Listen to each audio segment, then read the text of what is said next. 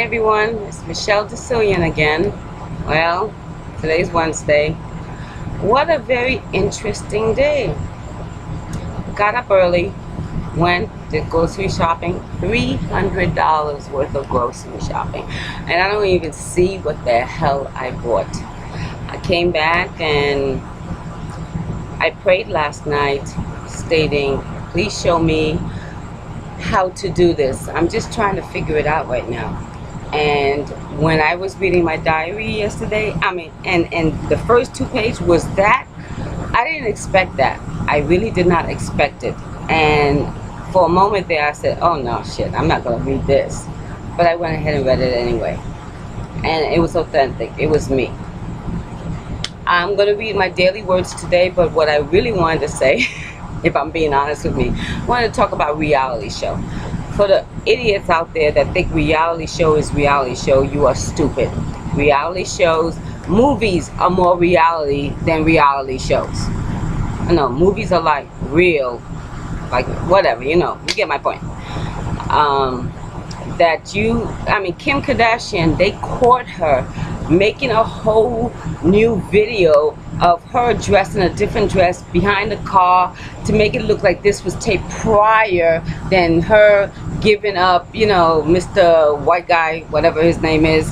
Mama Kim said, baby, please, I need a new home. I'm about to get divorced. So Kimmy, honey, can you please go and marry a white guy for me? I know you don't like the white dinglings. I know that, baby, but it's gonna be 90 days. You can get the hell out. Then you can go after your black dinglings like you always have. and Kimmy said, do I have to? Well, baby, they're gonna pay for everything. They're not only gonna pay for everything, they're gonna make your show the #1 show. And then they're gonna pay $10 million for the pictures and the movie deals from you marrying this white guy that you probably never screwed. Genius. Absolutely genius. But you see, I went into the rampant. I wanted to read my daily word, and I have a very good friend here with me. I'm not gonna embarrass him, who is going through a depression, and believe me, if anyone should know, I know. And I told him, I said, whatever's going on with you right now, I'm going to read these books. And it is 5 books that I read on a daily basis. And usually I was saying I was just going to pick one and read it to you. But if it takes me 15 minutes, these words will profound. Yes, I think that's the word. So let's start. Alright, I put a little yellow sticker so I can remember. It says, this is Iyanla Vanzant, Faith in the Valley. My grandma always said, trouble is what God uses to prepare you for better things. If you have trouble in your life, you are in a valley. If you are in a valley, you are being prepared for something bigger, better, greater. Something you probably could not handle now. Trouble has a way of sharpening underutilized skills, such as patience, trust, and spiritual insight. Trouble disciplines the mind. When you have trouble in your life, you are forced to focus on what you must do. The best kind of trouble is the kind that strengthens the character by showing you that you really can do very thing you convinced yourself you could not do. You're not listening. No, you're not. Most of all, trouble builds your faith. In your moment of the greatest need, you have to have faith that you will be all right.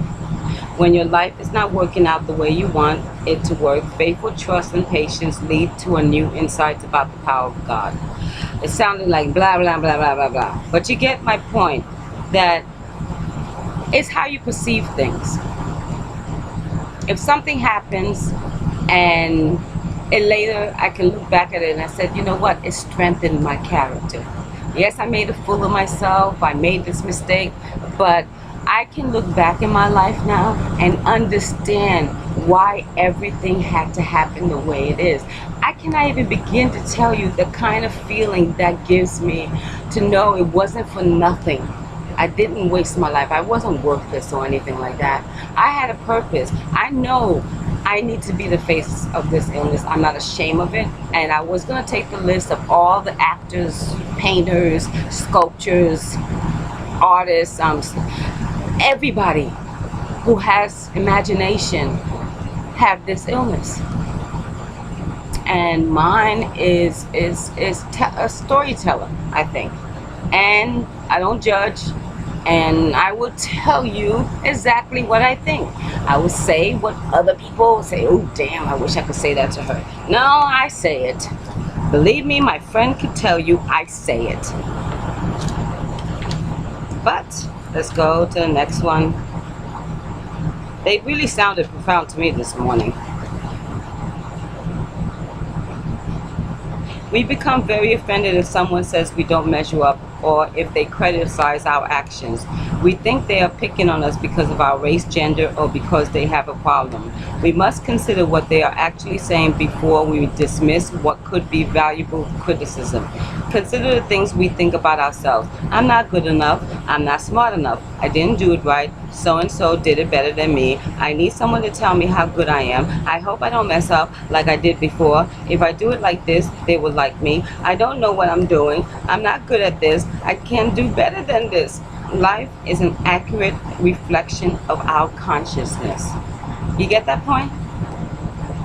Where we are ready in our soul is where we keep ourselves. And when the spirit is alive, it knows what to do. It's not stagnant. It's constantly moving forward. And these negative words, let me tell you, for the past year, I said these words to me every single day, from the minute I woke up to the minute I went to bed. And there was not one happy thought in my whole fucking day. It was like, how can I escape this miserable fucking life I got? Let me see. Let's read a 900-page book. It'll take you to Turkey, Israel, Egypt, and there'll be adventure and there'll be stuff like that. Hell yes, I'm gonna read that book so I don't have to worry about my miserable fucking life. But when you are sick and tired of being sick and tired, that is a true saying. And I realized these words are for me to read for me. And I wrote my own notes, and I think they're going to even sound better than what I read from other people. I said I want to be a writer. Well, damn it, let's write. Okay. The definition of insanity, I know you've heard this before, is doing the same thing over and over, expecting different results. You go out with the guy. You said, I know I shouldn't give him. Okay, I'm not gonna give it to him because he never takes me out with his friends. He only called me at 11 o'clock at night, and he just wants some. But I think he really care about me. You know, you idiot girls that are sitting there thinking, hoping, and praying that if you give out and it's so damn good, they're gonna love you or something. Really? If somebody is attracted to you, they will show you they are attracted to you. I cannot believe what an idiot I was when I was young. Believe it or not, that's exactly what I thought. When I woke up, and it wasn't April 25th, it was in May 22nd. I did put it out, but it's not meant to be today. I believe everything's meant to be a certain way.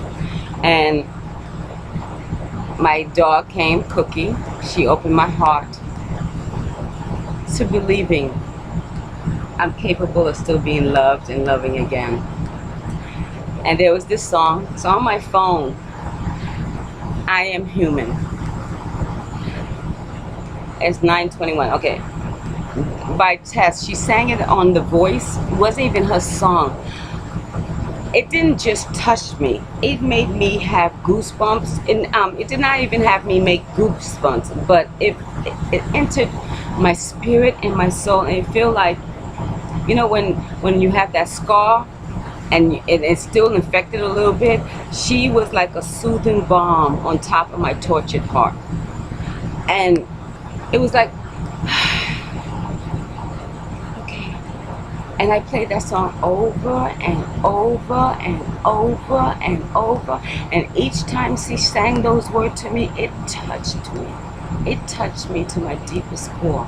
So I had been praying yesterday, God, direct me. Well, how do you want me to do this? The format. If I had Oprah, Oprah would have figured out the format this should be and everything. Should I save this personal thing? But I ain't got that person. So it's just me. So give me a break. This is what I wanted for you, baby. If you find yourself saying, at least I got a job, then you are not following your passion or your purpose. This could be and is the case for many of us, that we don't know what our passion or our purpose is. Can you imagine just walking through life and you know there's a God, you know He created all of us, you know we are meant to be here for a reason, and we're supposed to bump and meet people and or create or whatever, but there is a purpose for our soul to be in this earth. And not to know it, it's fantastic when a child at the age of 3 knows they want to be a singer, actor, doctor, or fireman, and they pursue that dream with everything they have to make it come true. Every time I got sick and was away from work, 2 or 3 months, I would say those exact words. At least I have a job to go back to. Well, another company would have never tolerated me being sick for 2 or 3 months. So don't be like me and give 16 years of your life for a job that does not fulfill you financially and, most importantly, spiritually. Take the leap, have the faith, trust in God to lead you. I'm no longer the driver in my life. I am just the passenger. Because driving my life by myself, I have fucked up, I've crashed, I've burned so many times that I had to just, I'm learning to let all that shit go. And I understand I went through all that shit because maybe by me repeating it, it's gonna get one girl's attention that is facing these issues right now. I mean, I could touch every subject. Can you imagine? And you could come into my blog and you could comment, this is going on with me at a Three Sisters Dreams. The food, it's burning. We have steaks on the grill and he just burned the steak. You burned the steaks. You burned my ribeyes? No shit, I'm gonna kill you. Well, my ass didn't smell it either. I kind of smelled something was burning. I'm gonna kill you. You just destroyed $30 worth of steak. It's not burnt. Only one. It's burnt. It's not burnt. You owe me 30 bucks. See? And you just wasted 2 minutes. I found a way to make money. I found a way to travel, be reimbursed for my hotel. I get to reimburse my food, and then I get sometimes if I'm not reimbursed for the food, I get another company to pay for the food. I'm on the road. I make a trip plan from Wellington to Georgia, and I'm gonna stop in all these different cities. The steak smells so burnt. So burnt. It's ridiculous, the smoke in here. Well, it's 13:49. This is my last thing. How to change.